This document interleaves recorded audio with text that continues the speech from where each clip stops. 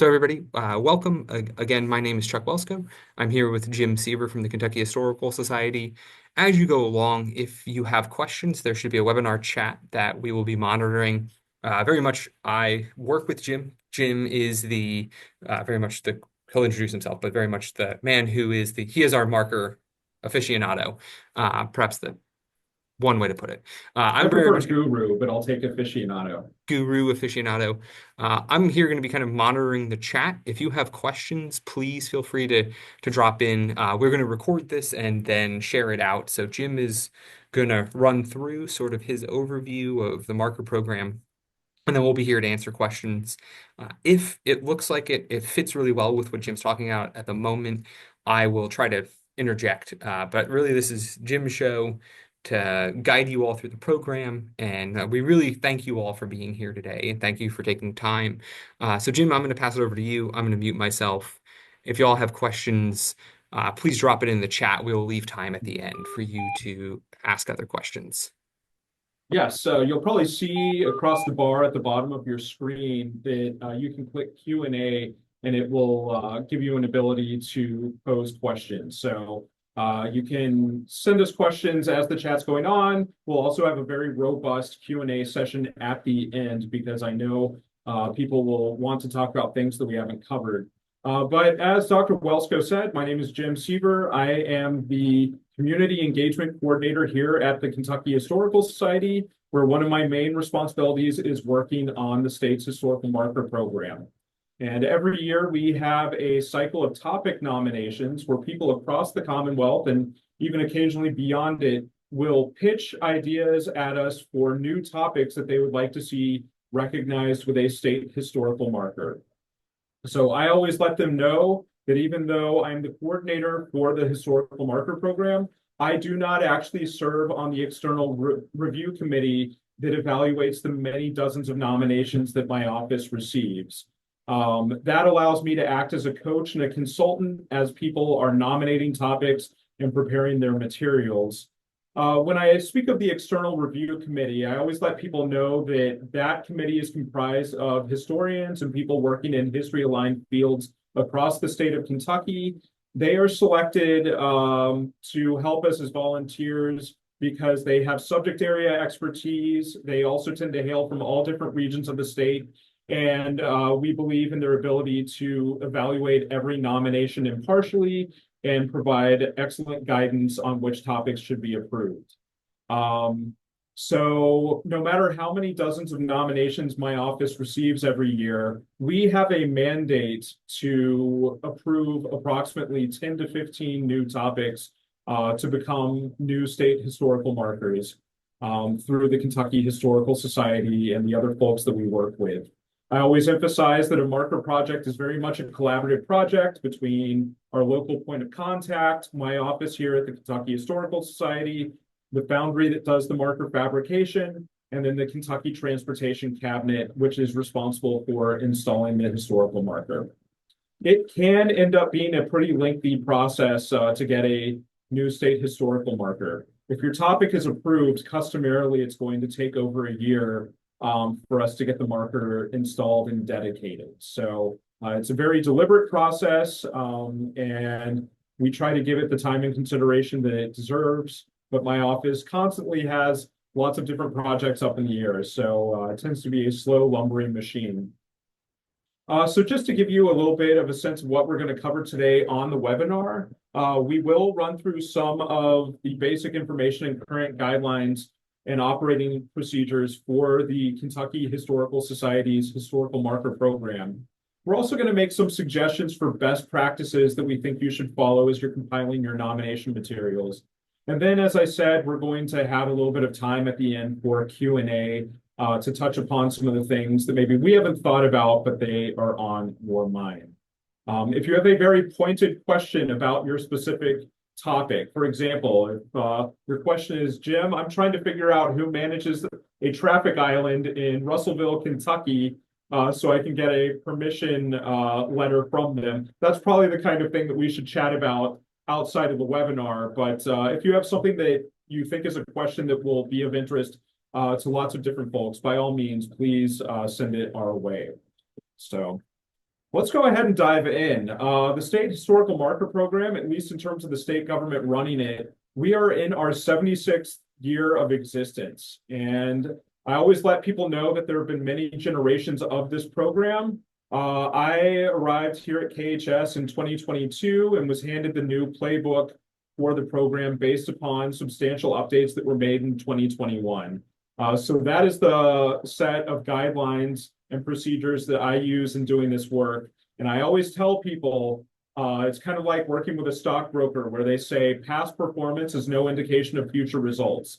So even if there is a marker in your area for a specific topic and that marker went up in 1977, that does not mean that that marker would necessarily be approved today. Again, we're working with the current guidelines of this program as we have them now.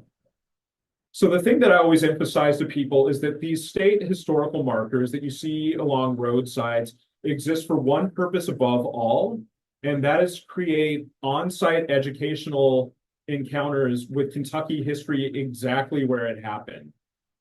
So we emphasize that educational mission above else, and we do our best to tell those stories in a very dispassionate and vetted way. We want to make sure that we're not putting conjecture on a marker. We're going to do our best to fact check everything because once it is cast in metal and there on the side of the road, people are going to believe it. So we are holding ourselves to a very high standard there.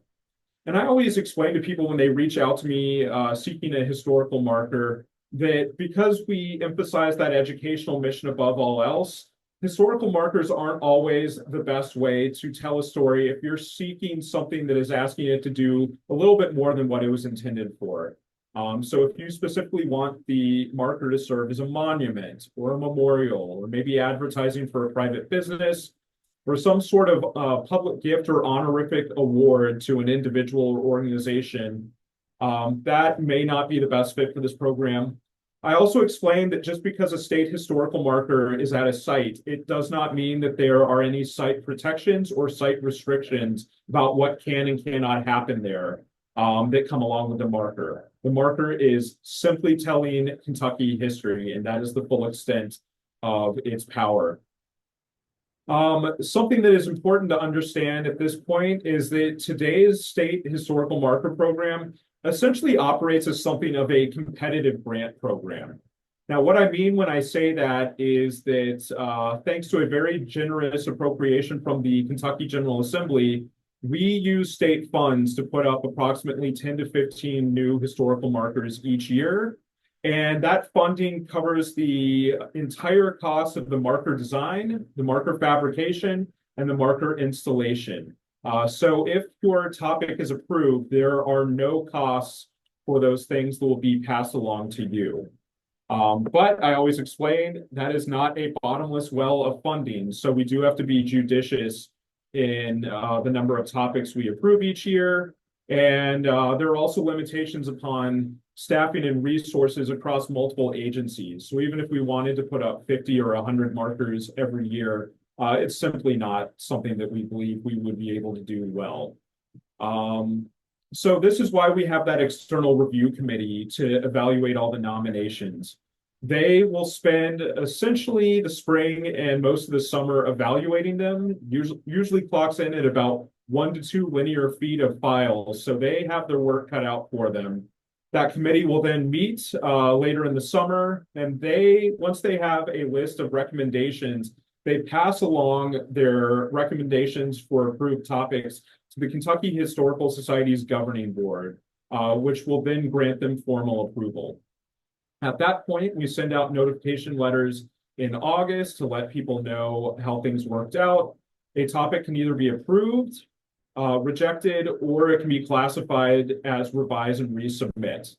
Now, if your topic is classified as revise and resubmit or it's rejected, that does not stop you from applying for the same topic in a later year. You're more than welcome, if you wish, to workshop your materials if you don't make it across the finish line during a particular year. Today's historical marker program, as I said, has some central tenets that we really try to hold to. There are two that I want to highlight in particular. One of them is that for a topic to really be approved today, even if it's highly localized in its subject matter, it somehow needs to show that it nevertheless rises to the level of statewide and or national historical significance. That's not to say that topics whose significance is chiefly local are not worthy of being commemorated in some way. But we believe that those stories that are very, very local are best told by local people working through local channels at the local level. But if something really does kind of rise to that next level, that's where we believe that the Kentucky Historical Society and other folks working here at the state level might be able to help convey those stories. So again, significance is important and really demonstrating that in your materials.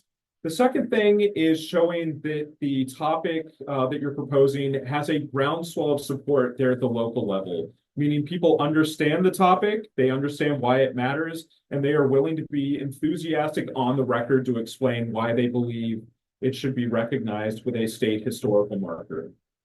So we ask you to cast a wide net and reach out to folks, whether it's the local mayor or judge executive's office, maybe local city council.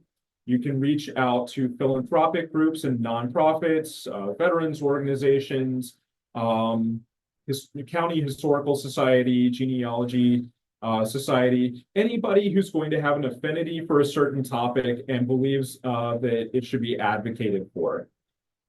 So again, we really are hoping to see you emphasize why a topic rises to the level of statewide significance and that it enjoys a lot of support there in your local area, rather than being just a niche topic that only a handful of people are interested in. Let's see. I always tell folks that not every topic is necessarily going to be a good fit for the state historical marker program. If you have a copy of the nomination packet in front of you, you'll see that there's several categories of topics that are not going to be a good fit for today's program. First and foremost, if you're seeking a marker about somebody who is a living individual, that is not something we can put up a marker for. I don't get too many requests for that, but that is one of our guidelines. And in recent years, you may have noticed that we've also updated our guidelines regarding churches, cemeteries, genealogical topics. So for churches and cemeteries, it's a little bit of a numbers game. I think there's somewhere around 5,000 houses of worship in Kentucky, over 11,000 documented cemeteries and burial sites across the Commonwealth as well. It is beyond the ability of this small program to put up a state historical marker about all of them. Now, that is not to say that we will not tell stories about Kentucky religious history. We absolutely do. And if there's a story linked to a church, either about an event or an individual, something that occurred there, that may still be a good fit for that for the marker program. Same with cemeteries. We will install a marker at a cemetery, but customarily it would be about a noteworthy person who is buried there or a significant event that occurred there at that site. So I hope that distinction is understood. We also believe that today's Kentucky Historical Society marker program is best used to tell stories about people and events and historical themes. If you are seeking a marker about a historic structure, a building that you believe is significant, we tend to believe that the National Register of Historic Places is a better way to recognize that building and share that architectural story. So if you're going to pitch a nomination at us that is heavily tied to the building, try to emphasize that human element that's attached to it rather than saying, the old cheese shop was built in 1937 and the windows were designed by this firm and in addition was made in 1959, stuff like that. Those are the kinds of narratives that probably aren't the best fit for this topic today. There are a lot of different topics, as I said, that are going to be of chiefly local interest, whether it's something like a local railroad depot or the local post office. So again, you would really need to show that there's something about that that rises to the next level. And then people will often reach out to me and say, hey, Jim, our school or our organization is turning 100 this year. We would really like to get a marker for it. It's not always the best fit for us to try and acknowledge an anniversary event in that way. And because we tend to operate on a 1 to 2 year timeline for marker projects, we cannot guarantee that we'd be able to get a marker up in time for a certain dedication event or a commemorative event that you have planned. So there are plenty of other ways that you might seek out museum quality signage to recognize that, but the state marker program not always the best fit. Redundant signage is another thing that I think is worth talking about. If your topic or site has already been represented by existing signage in that proximity, the review committee is not going to be too thrilled to put up the same narrative only a few feet away. So if you are seeking a marker about a topic that has already been recognized somewhere in your community in some way, you really need to demonstrate how that new marker project would move the narrative forward and convey information that has not already been covered. And then finally, I'll say that if you're trying to recognize a brief visit by a notable person who passed through your area very quickly, that's not necessarily a slam dunk. Kind of the old George Washington slept here stories. So just to give you kind of a sense of what the odds are related to certain projects. So as people are compiling their evidence, I always say to them, know your audience. You need to speak the language of historians because, again, it's seasoned historians who will be reading your materials. So you want to convey a very clear story to them, and you want to muster as much good evocative evidence as you can to convey that story. Now, that does not mean you throw everything at them and the kitchen sink. It's very easy to get lost in the weeds. So I always say send your best evidence rather than everything you've ever found on a particular topic. We had talked a little bit about letters of support from the surrounding community. We ask you to collect those yourself and return them with the rest of your nomination materials by the April 1st postmark deadline, rather than asking your letter writers to send them directly to my office. Now, the reason for that is I tend to have a lot of paperwork coming in and out of my mailbox and across my desk, and I would feel terrible if a letter somehow got misplaced. So again, it's for the best if you can hold on to those letters and return them with the rest of your nomination materials. Question that I have been fielding recently is who should the letters be made out to? The short answer is it doesn't really matter. The committee is not going to get angry if somebody makes a mistake and says, "Dear Dr. Seaver." But because I'm not on that committee, I always recommend that you run with something like, "Dear members of the review committee." But if your letter writers have already written something else, don't go back to them and ask them to write it again. Again, it's more what they say in the body of the text that matters. Another question that I often get about letters of support is, hey, Jim, how many of them do we need before we can say we're good to go? And I always emphasize that quality matters every bit as much, if not more than quantity. So heartfelt letters that show a real emotional attachment to a topic are going to put you in good stead, much better than kind of what I call boilerplate language or Mad Lib form writing, where somebody just says, I like this topic, please put up a marker, and then they put their signature. So again, having that really evocative material that catches the eye of the committee is key. Hey, Jim. Yeah, go for it. We actually have a question about that, and I think this is a timely one. So the Sure. question is, in terms of best evidence, do you prefer primary sources or published secondary sources from noted scholars? Um, How about a little bit of both if you have it? I always say every nomination is going to look different and every nomination cycle will look different. There are certain topics out there where all you can find is primary source evidence, period letters and other documents. And then there are other topics where your source base may be mostly secondary material, things that other historians and authors have digested and put into a more coherent narrative. So again, I think it's up to you in terms of what the balance is there and what you think does the best job of conveying a story.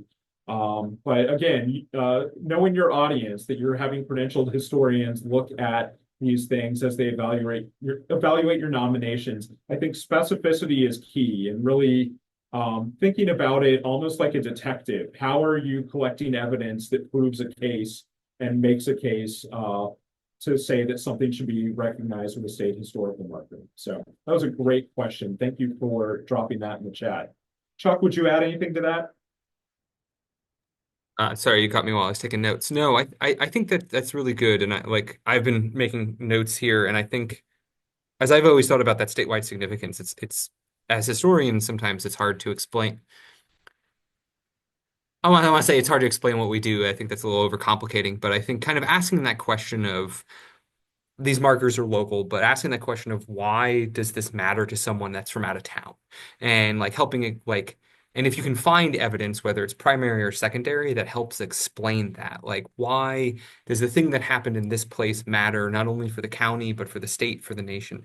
It doesn't have to hit all of those, but if you can use sources that help connect to that thread or answer that question of why does this matter beyond right here, I think that really helps build that case for the review committee. Mhm. Great, thank you. Something that's worth emphasizing, and this is conveyed, I think, in bold print in the nomination packet. You should have a general idea of where you want the marker to go if the topic is approved. And when I say general idea, not just somewhere downtown, we would like, this street corner, on this public median, something like that, or in front of this historic site. And when you do that, the committee is really looking to see that if the topic is approved, we're not going to work into a logistical headwind on the installation.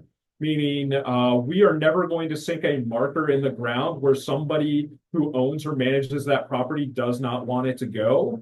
So we need to see that they are on board with this project, and that if the topic is approved, they will willingly work with us to have the marker placed on that parcel of land.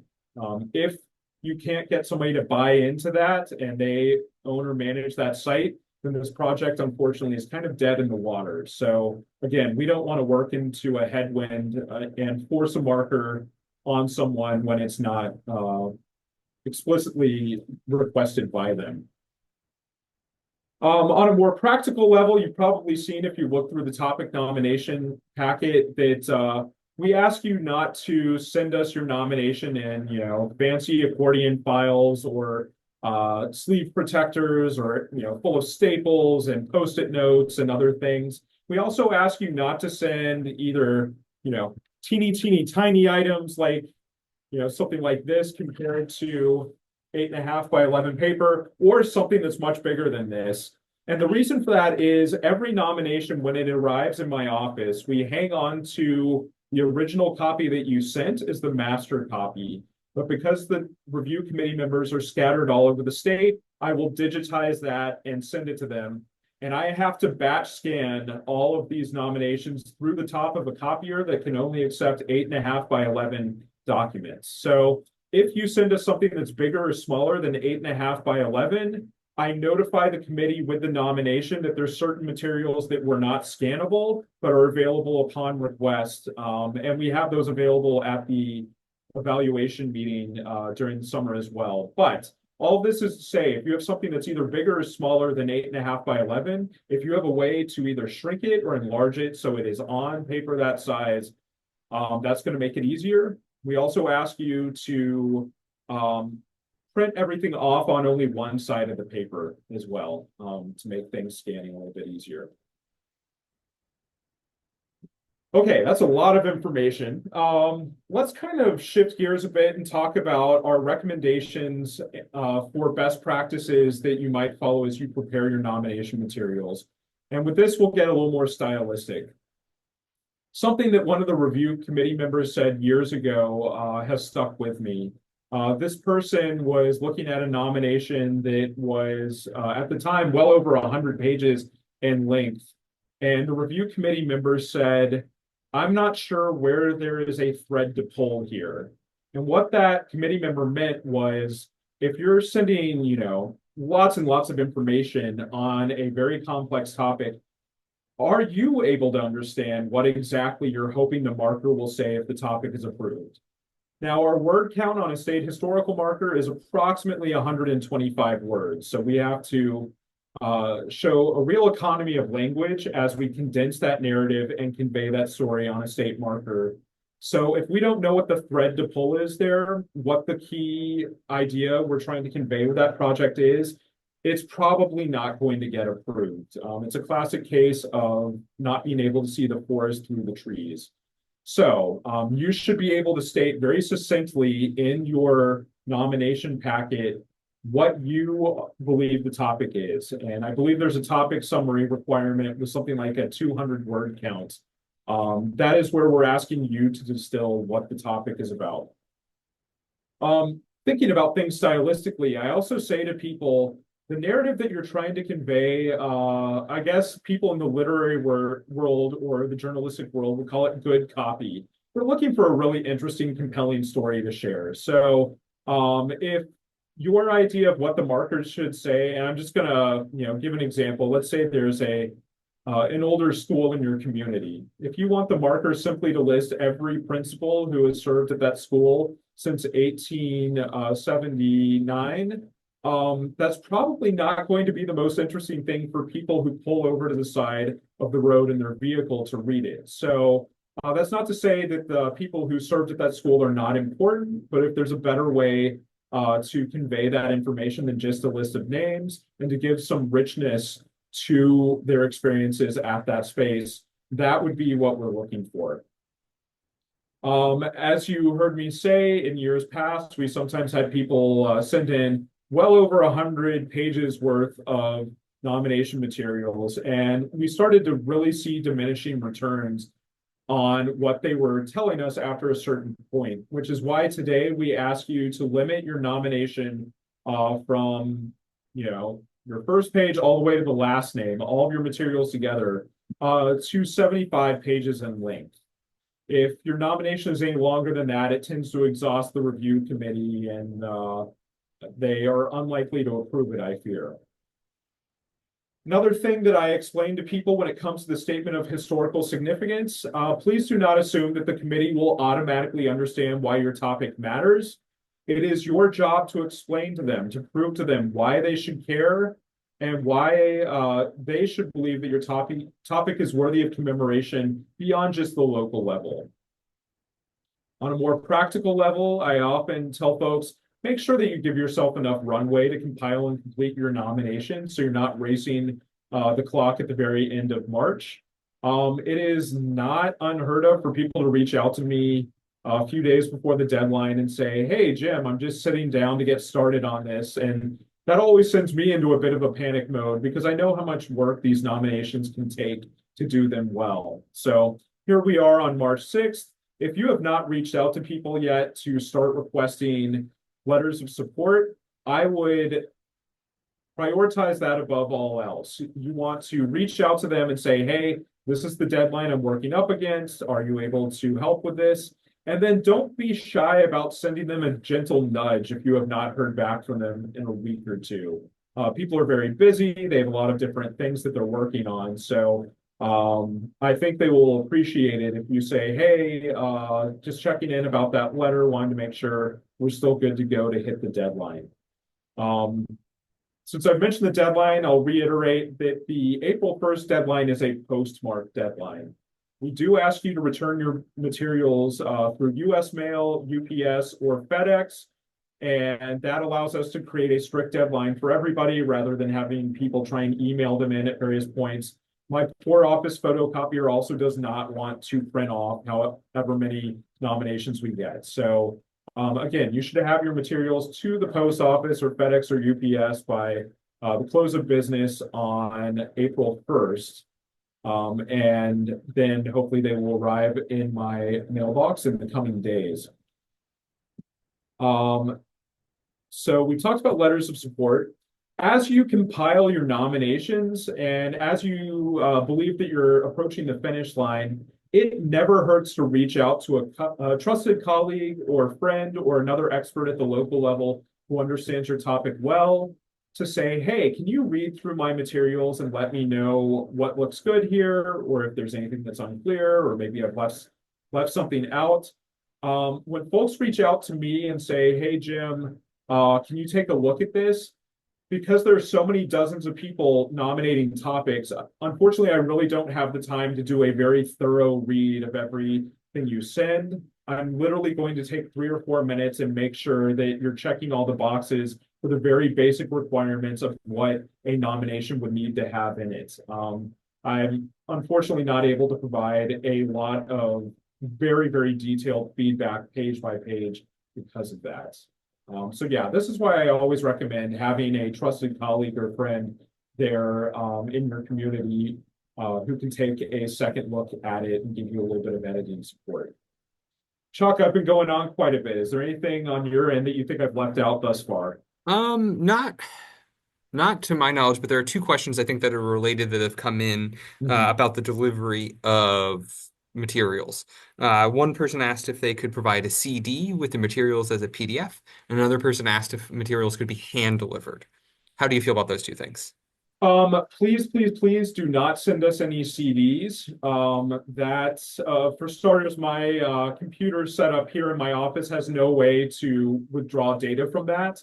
The other reason I'm inclined not to accept a CD is because CDs that have data burned on them tend to have a shelf life, meaning the data on them degrades after about 10, 20, 30 years or so. And that means at a certain point, that data is not recoverable. When you send us a hard copy of your nomination, that will literally live here in this office at the Kentucky Historical Society for decades to come. And researchers working on a topic, if they wish, are more than welcome to use those files. We believe in redundancy, which is why we want a hard copy of everything related to the marker program here. So thanks for that question. Yes, please send us a hard copy rather than anything electronically. Remind me again of the second point. Oh, hand delivery. Yeah. So, most people do opt to send their nominations through the mail, and usually they arrive here safely. If you would prefer to hand deliver something, you can certainly bring it to Frankfurt if you feel comfortable doing that. You can bring it during business hours when we're open here to the Clark History Center at 100 West Broadway in Frankfurt. You can drop it off at the visitor services desk just inside our lobby. They will hold on to it and they will notify me that it is in the building. And once I get my hands on it, I have a very meticulous filing system that I maintain to make sure nothing's going to happen to it. So I protect those nominations with my life. And Good question. just so everybody knows our hours, we're open to the public Tuesday through Saturday from 10 a.m. to 5 p.m. Yes, That way you thank don't you. have to try to guess. Yes, and we had talked a little bit about multimedia and people sending in material on CDs. That brings me to another point that I should mention. Because the review committee, they're volunteers, they're doing this outside their own professional duties wherever they are located. They don't have the time to sit down and watch, say, a 27-minute YouTube video or a 2-hour movie or documentary. Or anything like that. Sometimes people in the past have tried to send in an entire book that they want the committee to read.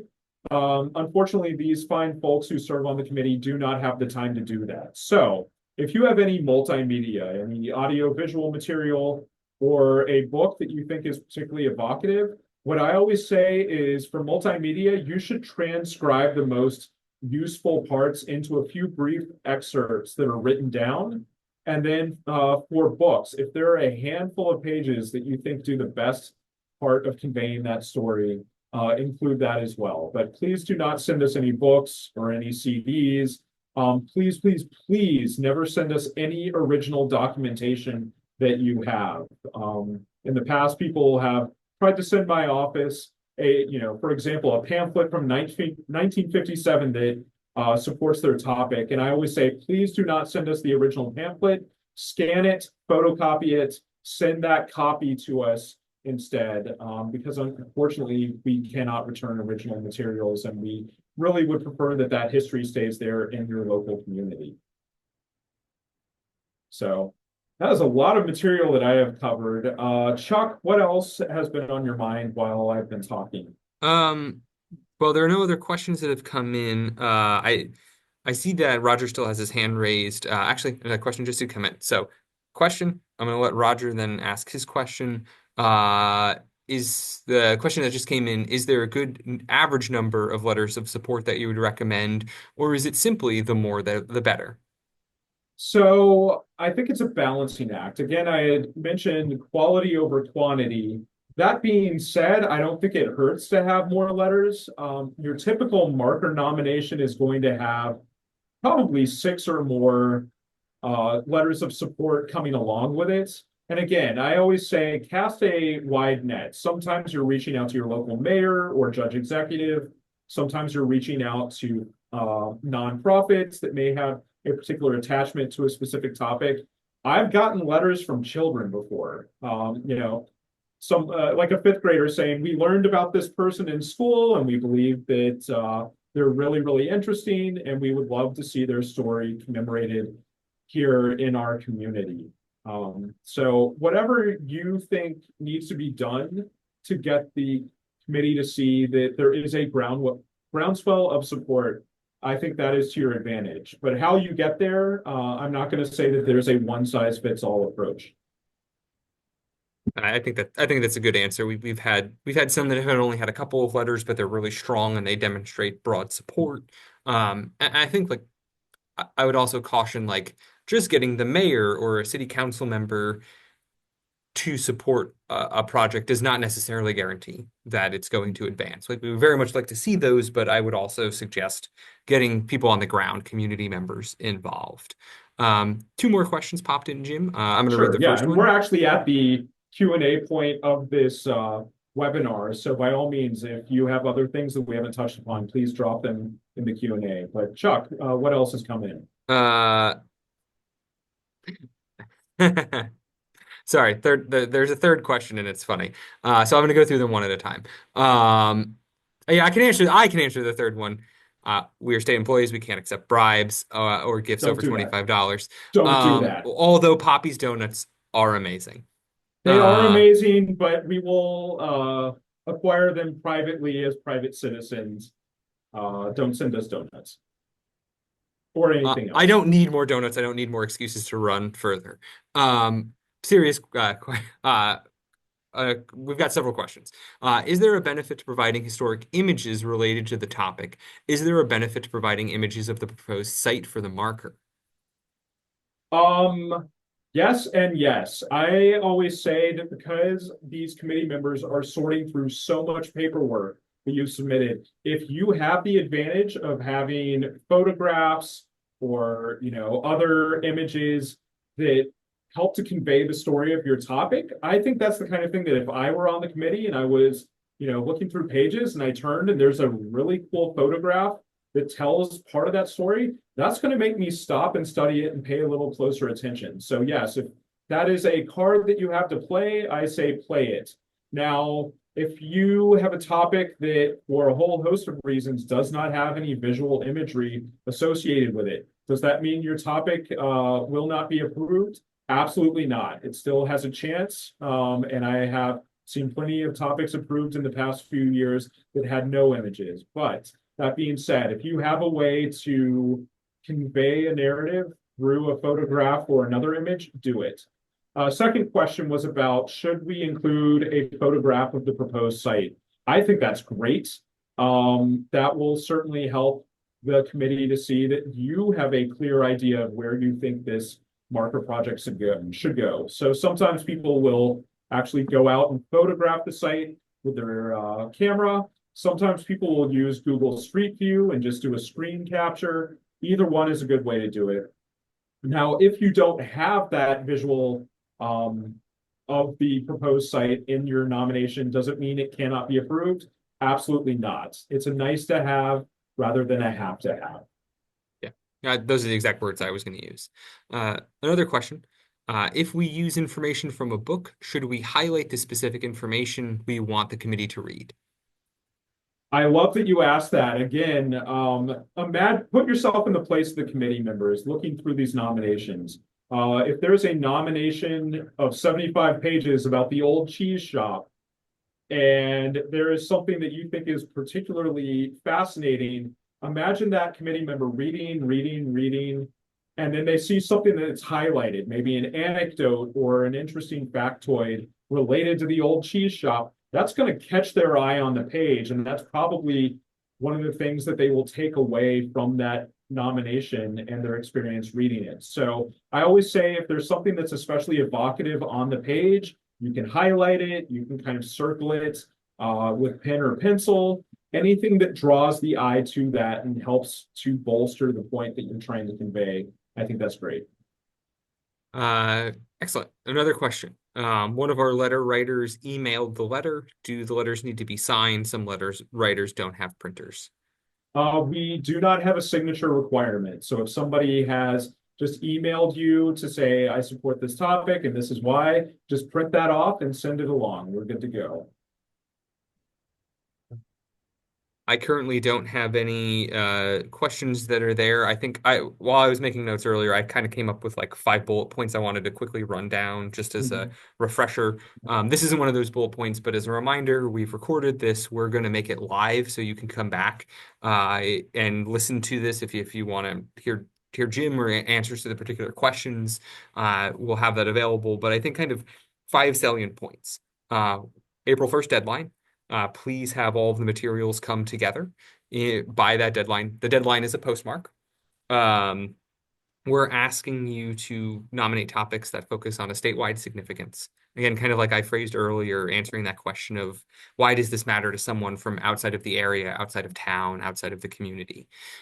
Using strong evocative evidence, whether it's primary sources, a secondary sources, combination of those two, to help explain that significance.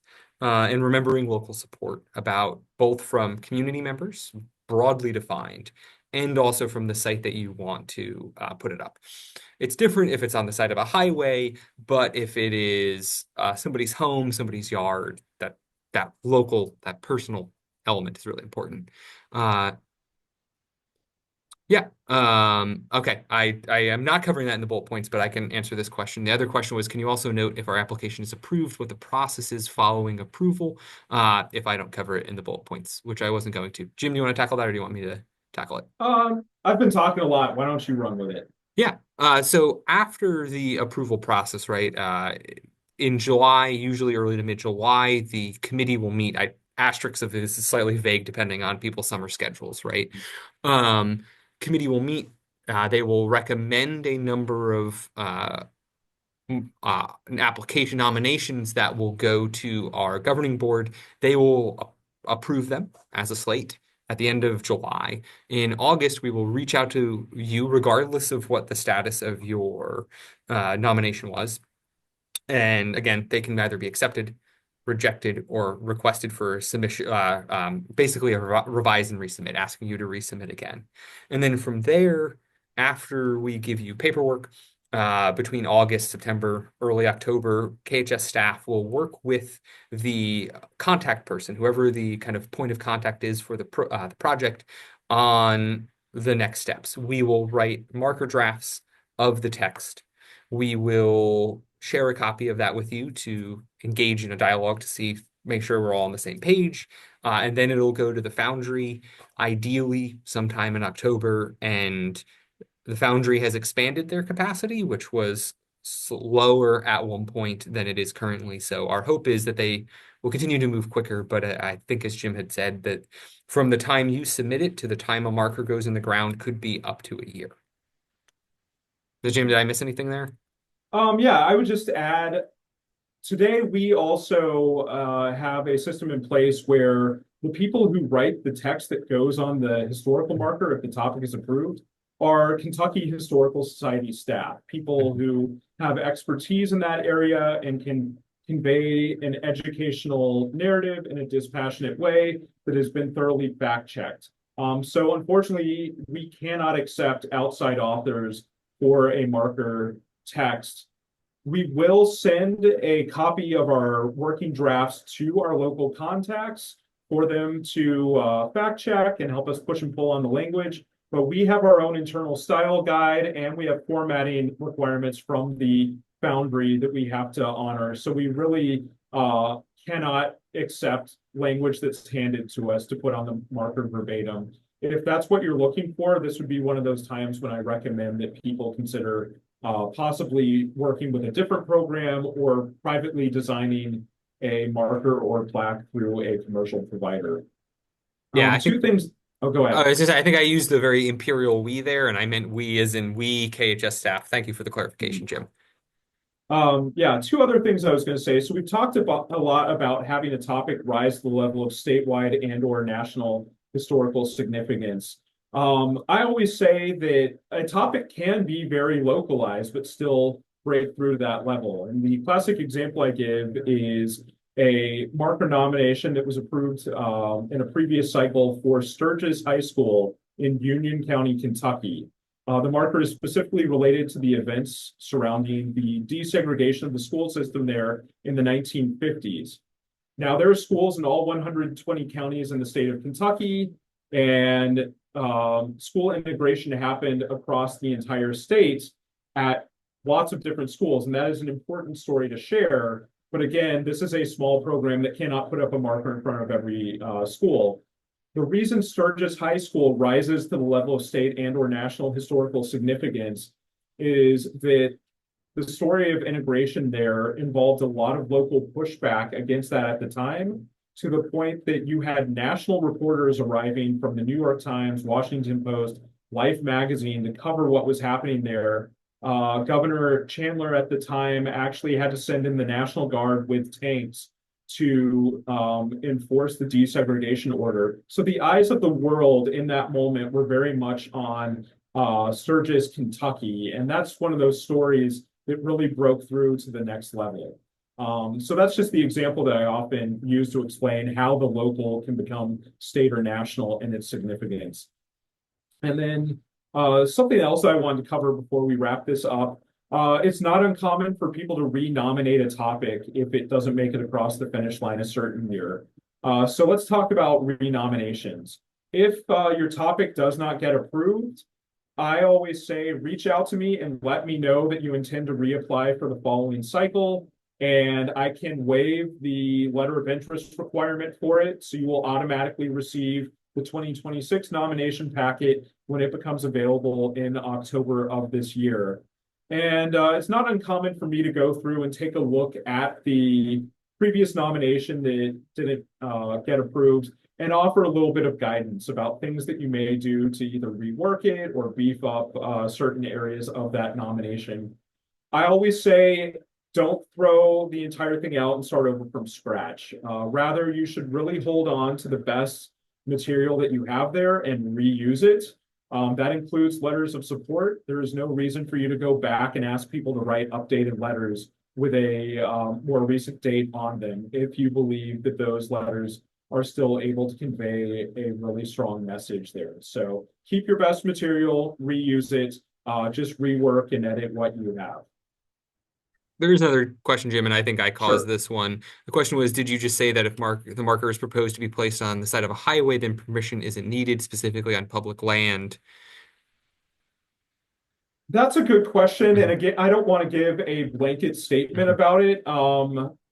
I think if it's going on public land along a highway, in theory, yes, we do have the ability to put it in, but in practice, I would still tell the local contact who is pitching that nomination, hey, reach out to the property owner or property manager for the adjacent parcel of property and make sure that they know about this nomination, that they are okay with it, and that they will be willing to work with us because I always explain to people this is a community supported, community led program.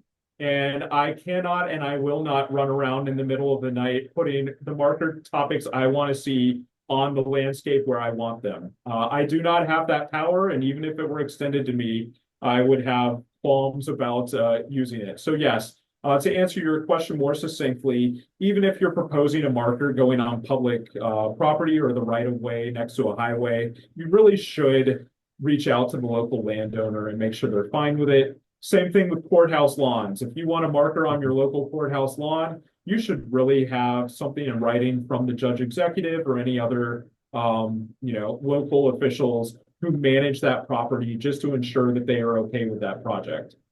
I think I was a little too glib there, and that's why we have questions and answers. I don't see any questions or anything um, for us to tackle. We've kept you all for almost an hour.